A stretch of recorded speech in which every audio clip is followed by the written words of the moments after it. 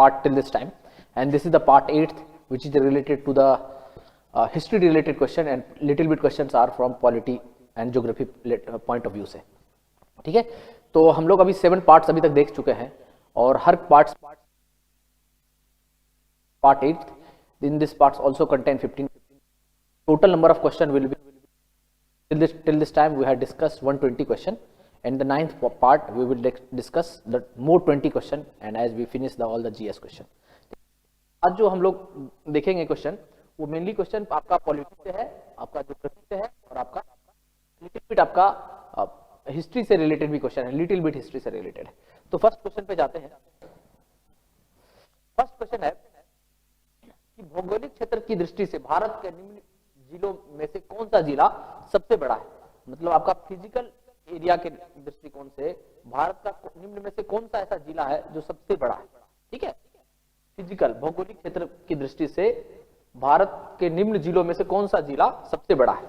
Option A है आपका Leh, option B है आपका कच्छ, ऑप्शन सी है आपका जैसलमेर, ऑप्शन डी है आपका बाड़मेर, और ऑप्शन ई जो है ये इसमें से कोई नहीं या एक से अधिक. ठीक है, तो सबसे बड़ा जिला कौन सा है with respect to this question, तो इसका करेक्ट आंसर होगा कच्छ.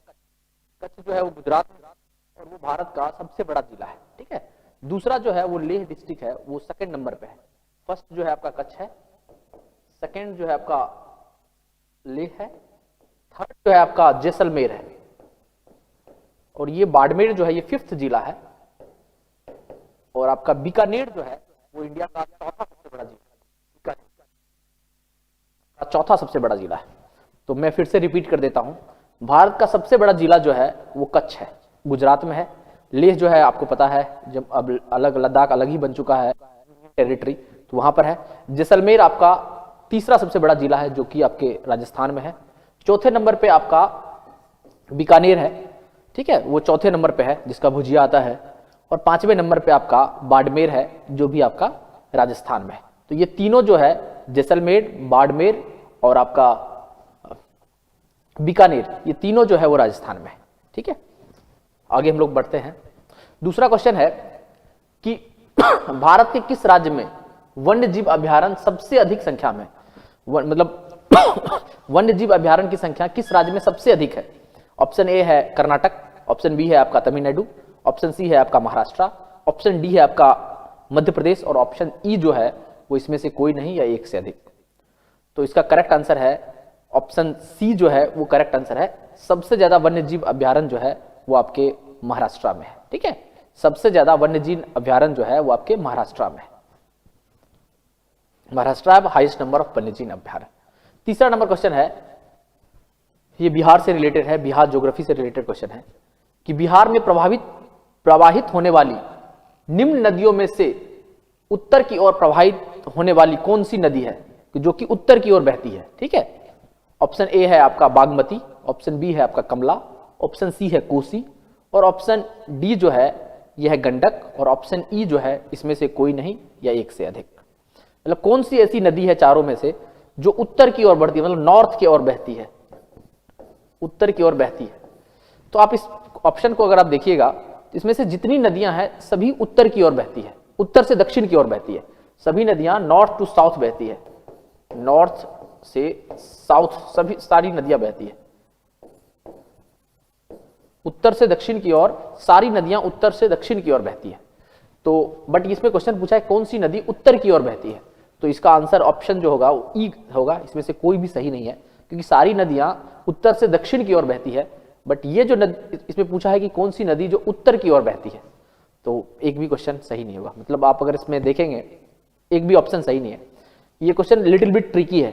ये क्वेश्चन पूछा है कि उत्तर की ओर प्रवाहित होती है, और बट ये जो ऑप्शंस है चारों जो नदी है बागमती, कमला, कोसी और गंडक, ये उत्तर से दक्षिण की ओर प्रवाहित होती है.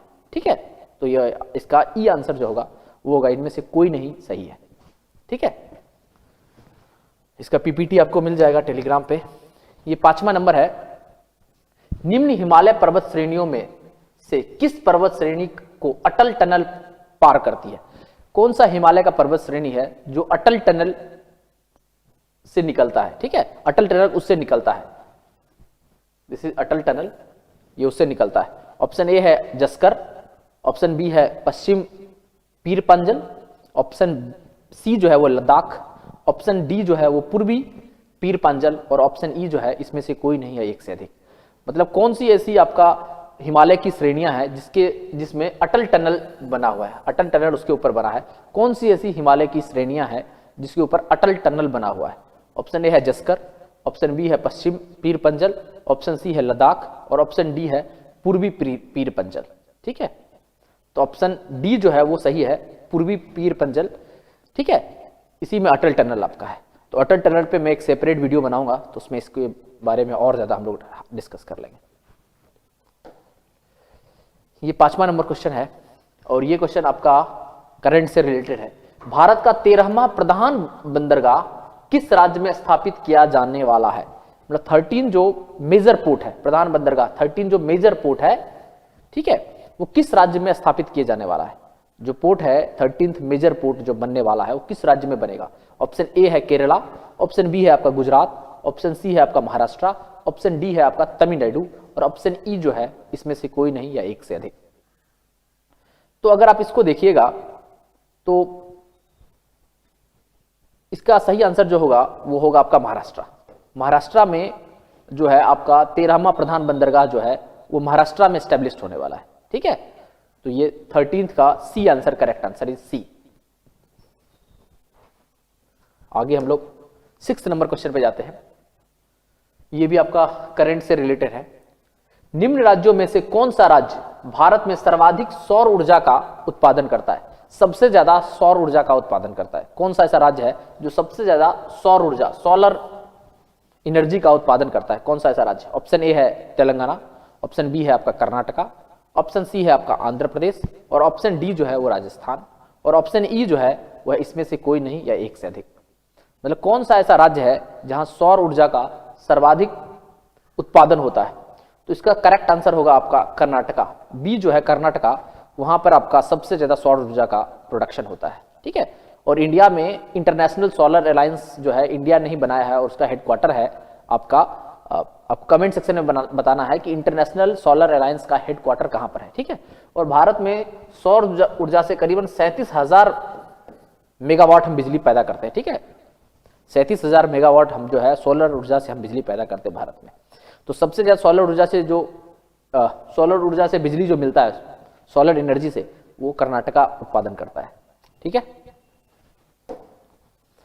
ये बिहार से रिलेटेड है और बिहार की ज्योग्राफी से रिलेटेड है। खनिज और जिले में से निम्न जोड़ों में से कौन सा जोड़ा सही है? कौन सा जोड़ा जो है वो सही है? लाइमस्टोन, ये कैमूर में है, पाइका जो है वो भागलपुर में है, सी है क्वार्जाइट जो है वो मधुबनी में है, लेड और जिंक जो है वो गया में है, और ई जो है इसमें से कोई नहीं है एक से अधिक। कि कौन सा जोड़ा है वो सही है? लाइमस्टोन बोल रहा है वो कैमूर में है, माइका जो है वो भागलपुर में है, उसके बाद आपका क्वार्जाइट जो है वो आपका मधुबनी में है, और लेड जिंक जो है वो गया में है। तो इसका सही आंसर है ए, लाइमस्टोन जो है ये आपके कैमूर में है। लाइमस्टोन इज कैमूर है, बाकी सारा जो है तीनों जो है वो गलत है। आपका माइका जो है वो सबसे ज्यादा आपके मुंगेर में मिलता है, क्वार्जाइट जो है वो आपके बांका डिस्ट्रिक्ट में सबसे ज्यादा है, और लेड और जिंक जो है वो आपके नवादा और रोहतास डिस्ट्रिक्ट में है। ठीक है, लेड और जिंक सबसे ज्यादा नवादा और रोहतास में है। माइका जो है वो आपके मुंगेर डिस्ट्रिक्ट में सबसे ज्यादा है, और आपका क्वार्जाइट जो है ये आपको कमेंट सेक्शन में बताना है कि कहां सबसे ज्यादा है। 8वां नंबर क्वेश्चन देखते हैं। उद्योग और स्थान में से निम्न जोड़ों में से कौन सा जोड़ा सही नहीं है? उद्योग और स्थान में से कौन सा ऐसा जोड़ा है जो सही नहीं है? ऑप्शन है oil refinery Barauni, option B है सीमेंट बंजारी, ऑप्शन सी है फर्टिलाइजर भोराही, और ऑप्शन डी है रेल का डब्बा और अभियांत्रिकी भागलपुर, और ऑप्शन ई है इसमें से कोई नहीं है एक से अधिक। मतलब कौन सा ऐसा उद्योग है वो सही नहीं है, इनकरेक्ट पूछा है। तो ऑयल रिफाइनरी जो है वो बरौनी में है क्या, सीमेंट जो है वो बंजारी में है, फर्टिलाइजर जो है वो भोराही में है, और रेल का डब्बा और अभियांत्रिकी जो है वो भागलपुर में है क्या? तो इसमें से देखिए तो ये बरौनी में तो ऑयल रिफाइनरी है, बिल्कुल सही है। सीमेंट जो है वो बंजारी में है, वो भी सही है। फर्टिलाइजर जो है वो भोराही में है, वो बिल्कुल सही है। बट रेल डब्बा और अभियांत्रिकी जो है ये आपके मुजफ्फरपुर में है और मोकामा में है, ठीक है। ये जो है ये गलत है, भागलपुर में नहीं है। रेल का डब्बा और अभियांत्रिकी जो है ये आपके मोकामा और मुजफ्फरपुर में है, ये आपका गलत है। तो डी आंसर जो होगा वो सही होगा, this D answer is correct. ये तीनों तो सही है, ये गलत मार्क किया गया है। रेल का डब्बा और अभियांत्रिकी जो है ये आपके मोकामा और मोकामा और मुजफ्फरपुर में है, this is the correct answer. आपका 9th नंबर क्वेश्चन है, बिहार के निम्न जिलों में से किस जिले में पिडमोंट स्वैम्प मिट्टी पाई जाती है? पिडमोंट स्वैम्प मिट्टी मतलब दलदली मिट्टी पाई जाती है। ऑप्शन ए है मधुबनी, ऑप्शन बी है भागलपुर, ऑप्शन सी है पश्चिमी चंपारण और ऑप्शन डी है सीतामढ़ी। ये क्वेश्चन लिटिल बिट ट्रिकी है और ऑप्शन ई जो है वो इसमें से कोई नहीं या एक से अधिक।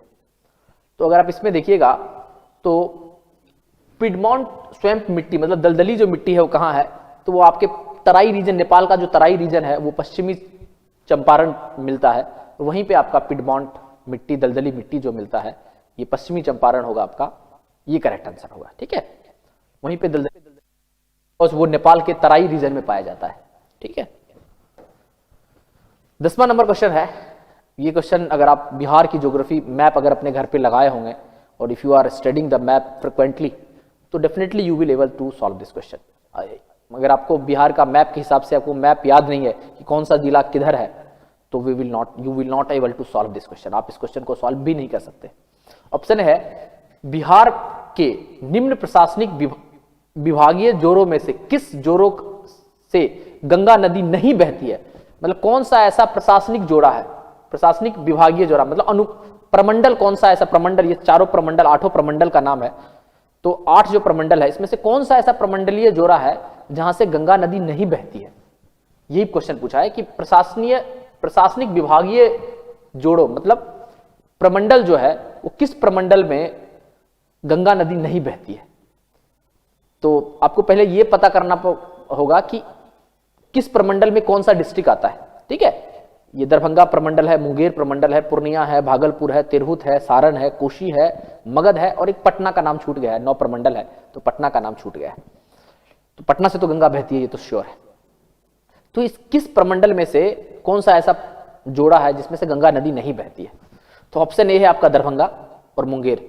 आपको दरभंगा प्रमंडल में आपके समस्तीपुर आता है और समस्तीपुर से आपका गंगा नदी बहती है, ठीक है, उसका एक ब्रांच आता है। मुंगेर जो है उसके अंदर बेगूसराय आता है और इटसेल्फ मुंगेर में गंगा नदी बहती है, ठीक है। और लखीसराय भी मुंगेर प्रमंडल में आता है, तो वहां पे भी गंगा नदी बहती है। तो ये आंसर तो बिल्कुल सही लग रहा है, बट इसमें पूछा है नहीं बहती है। दूसरा है पूर्णिया और भागलपुर। तो भागलपुर में तो गंगा नदी है ही, आप सुल्तानगंज जो है वो भागलपुर डिस्ट्रिक्ट में पड़ता है, तो वहां गंगा नदी है ही। पूर्णिया प्रमंडल के अंदर कटिहार आता है, ठीक है, तो वहां भी गंगा नदी है, ये सही है। अब है तिरहुत प्रमंडल। तिरहुत प्रमंडल के अंदर आपका वैशाली आता है और हाजीपुर मतलब वैशाली डिस्ट्रिक्ट आता है और उसी में हाजीपुर में गंगा नदी बहती है, बिल्कुल सही है। सारण जो है उसमें छपड़ा आता है, इसमें गंगा नदी बहती है, बिल्कुल सही है। बट कोसी प्रमंडल के अंदर गंगा नदी नहीं बहती है और मगध प्रमंडल जो है उसके अंदर भी गंगा नदी नहीं बहती है। ये आंसर जो डी है ये सही है, ठीक है। तो कोशी और मगध प्रमंडल में गंगा नदी नहीं जाती है। वहीं दरभंगा प्रमंडल में समस्तीपुर में आता है, मुंगेर प्रमंडल में आपके बेगूसराय, लखीसराय और मुंगेर इटसेल्फ में गंगा नदी है। पूर्णिया भागलपुर में इटसेल्फ गंगा बहती है। पूर्णिया में कटिहार में गंगा नदी बहती है। तिरहुत में आपके वैशाली प्रमंडल डिस्ट्रिक्ट में बहता है और सारण में छपड़ा में बहता ही है, ठीक है। तो ये जो है और पटना प्रमंडल में पटना में बहता ही है और आरा और बक्सर आता है, ठीक है, तो इसमें बहता है गंगा नदी। तो यही 2 है ऐसा जिसमें गंगा नदी कोशी और मगध रीजन प्रमंडल में गंगा नदी नहीं बहती है, ठीक है।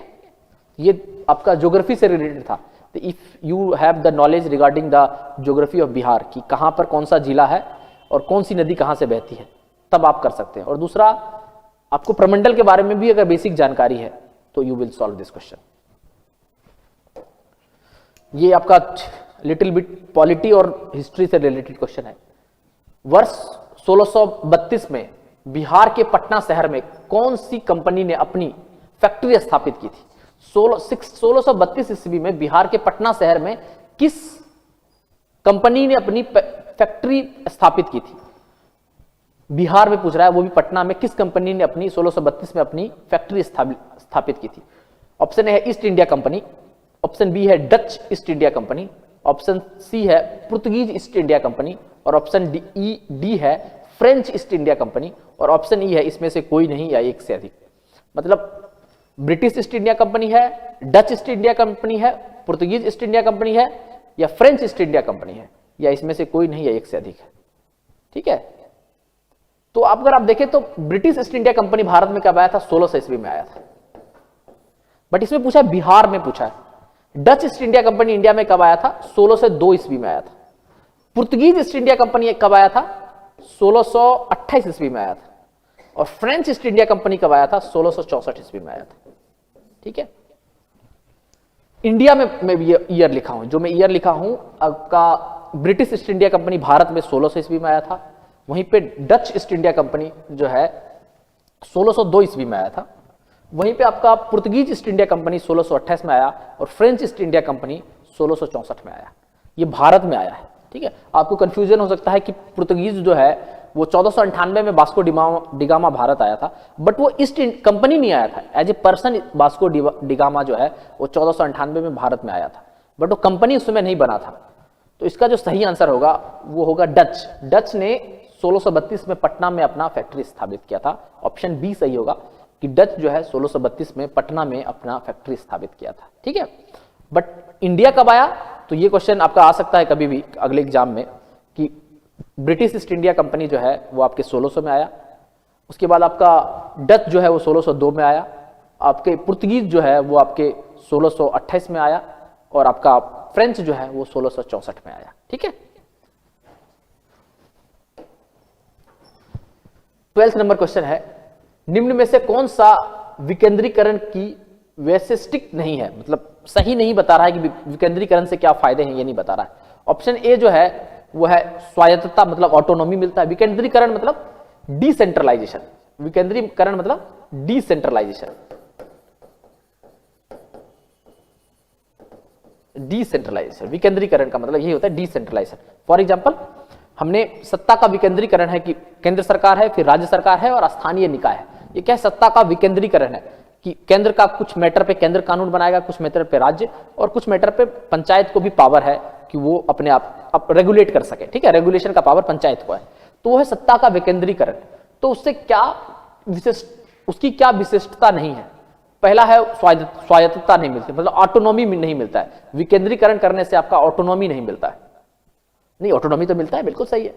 दूसरा है कि लोक सहभागिता, बिल्कुल आपका पंचायत का इलेक्शन होता है तो उसमें लोगों की सहभागिता होती है, सही बात है। स्थानीय समुदाय का आत्मविश्वास को नहीं जगाता, ये क्वेश्चन है कि क्या स्थानीय जो समुदाय है क्या उसके अंदर आत्मविश्वास, इंपावरमेंट उसको नहीं करता है?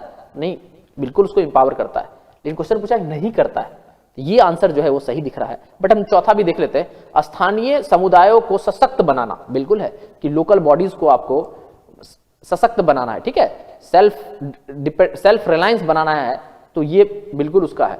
मतलब सत्ता के विकेंद्रीकरण से क्या क्या चीज हो रहा है? आपका ऑटोनॉमी दे रहे हैं, उससे लोगों की सहभागिता, पीपल पार्टिसिपेशन हो रहा है, और लोगों को आप सशक्त बना रहे, सेल्फ रिलायंस बना रहे, सेल्फ सफिशिएंट बना रहे। बट इससे ऐसा नहीं है कि लोग के अंदर आत्मविश्वास जग रहा है, आत्मविश्वास जगाने का काम चल रहा है। ये ऑप्शन सी जो है वो करेक्ट आंसर है। ठीक है, हम लोग 13 नंबर क्वेश्चन पे जाते हैं।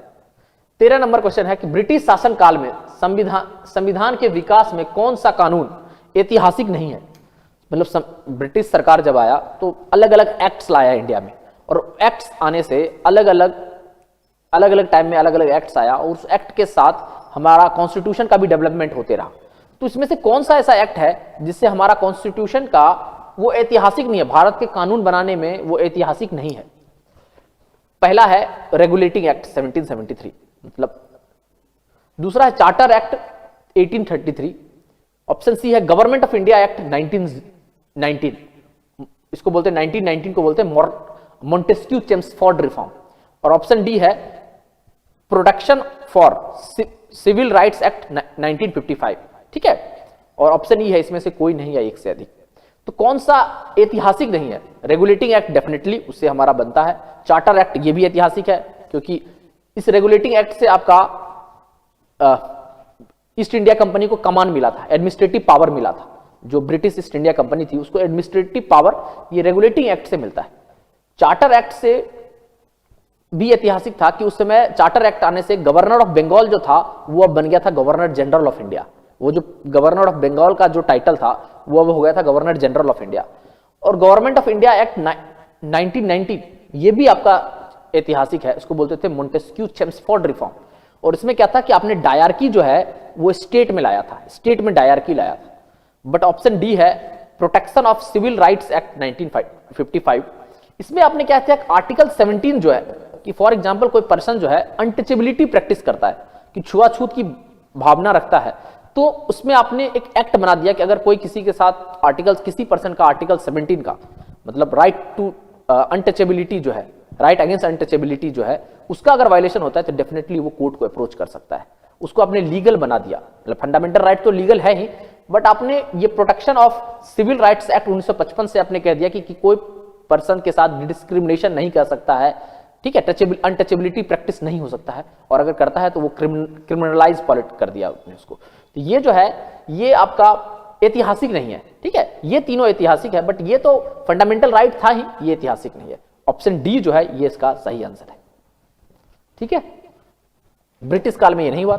18वां नंबर क्वेश्चन है, ये आपका करंट अफेयर से है, और आप अगर न्यूज़पेपर पढ़ रहे होंगे तो definitely you will able to solve this question. If you are reading the newspaper thoroughly तो definitely you will able to solve this question. हाल ही में संसद की नई इमारत के निर्माण की बोली किसने जीती है? मतलब संसद, नया संसद भवन centre Vista project prime minister Narendra Modi ने लॉन्च किया है कि सेंटर विस्टा प्रोजेक्ट, तो इसकी बोली किसने जीती है? ऑप्शन है L&T company limited, L&T limited, option B है Reliance projects limited, option C है टाटा प्रोजेक्ट लिमिटेड, और ऑप्शन डी है National Highway Authority of India, और ऑप्शन ई जो है इसमें से कोई नहीं है एक से अधिक। तो इसका करेक्ट आंसर है टाटा प्रोजेक्ट ने आपका जो नया संसद भवन बनाने का जो बोली है वो टाटा प्रोजेक्ट ने जीता है, ठीक है, कि टाटा ने इटसेल्फ ये जीता है। L&T नहीं है, रिलायंस प्रोजेक्ट भी नहीं है, और national Highway Authority of India नहीं है, ठीक है। ये तो आपके 1980 में आया था, इसका काम है हाईवेज बनाना। ये टाटा प्रोजेक्ट ने सेंटर विस्टा प्रोजेक्ट उस प्रोजेक्ट का नाम था। तो टाटा प्रोजेक्ट लिमिटेड मतलब टाटा सन्स का ही जो अलग ब्रांच है उसने इसको बनाने की बात की है। तो ऑप्शन सी सही है। और 15वां नंबर क्वेश्चन है कि भारत के संविधान का कौन सा अनुच्छेद भारतीय निर्वाचन आयोग की स्थापना से संबंधित है? ठीक है, कौन सा ऐसा अनुच्छेद है जो इलेक्शन कमीशन के एस्टेब्लिशमेंट से संबंधित, स्थापना से संबंधित है? ऑप्शन ए है अनुच्छेद 334, ऑप्शन बी है अनुच्छेद 148, ऑप्शन सी है अनुच्छेद 342, और ऑप्शन डी है अनुच्छेद 325, और ऑप्शन ई है इसमें से कोई नहीं है एक से अधिक। तो अगर आप देखिए इसमें थोड़ा मिस्टेक है, इसका सही आंसर अगर इस क्वेश्चन के हिसाब से देखें तो इसका सही आंसर ई है, क्योंकि इसमें से सारा गलत है, कोई इलेक्शन कमीशन के बारे में नहीं कहता है। बट अगर बीपीएससी का एक्चुअल क्वेश्चन अगर देखें तो यहां आर्टिकल 324 है, ये प्रिंटिंग मिस्टेक हो चुका है यहां पे, यहां आर्टिकल 324 है, ठीक है, आर्टिकल 324 है। बट अगर इस क्वेश्चन के हिसाब से अगर आप आंसर देखेंगे तो ये आंसर सही ई होगा, क्योंकि संविधान में आपका इलेक्शन कमीशन स्टैब्लिश करने का बाद आर्टिकल 324 में इलेक्शन कमीशन की बात है। 324 में आर्टिकल 148 में आपका comptroller and auditor general of India है, कैग। आर्टिकल 342 में आपका है शेड्यूल ट्राइब्स के बारे में, national commission of schedule tribes. और 325 में है कि किसी भी पर्सन को आप इलेक्टोरल रोल जो बनेगा, चुनाव का जो सूची बनेगा, ठीक है, इलेक्टोरल रोल जो बनेगा उसमें जाति धर्म के आधार पर किसी पर्सन का आप डिस्क्रिमिनेशन नहीं कर सकते। If he is the citizen of, he और she is the citizen of India, अगर वो भारत का नागरिक है तो आप उसको धर्म जाति लिंग के आधार पर आप उसका डिस्क्रिमिनेशन नहीं कर सकते। तो ये है, तो इसका सही आंसर जो है वो ई, इस क्वेश्चन के हिसाब से सही आंसर ई है। बट इलेक्शन कमीशन की स्थापना की बात आर्टिकल 324 में जिक्र किया गया है, ठीक है। तो आज के लिए इतना ही। हमने अभी तक 120 क्वेश्चन को डिस्कस कर चुके हैं, and I hope you all listen this video. And अभी तक 8 वीडियो हम लोग मैं बना चुका हूं, तो मैं 8 का जो लिंक है वो डिस्क्रिप्शन में आज डाल दूंगा, एंड कंबाइंड वीडियो भी I will post on the group, ठीक है। Bye and solve this question. The PPT is also available on Aditya Civil Service Telegram group. Thank you so much for your patience listening.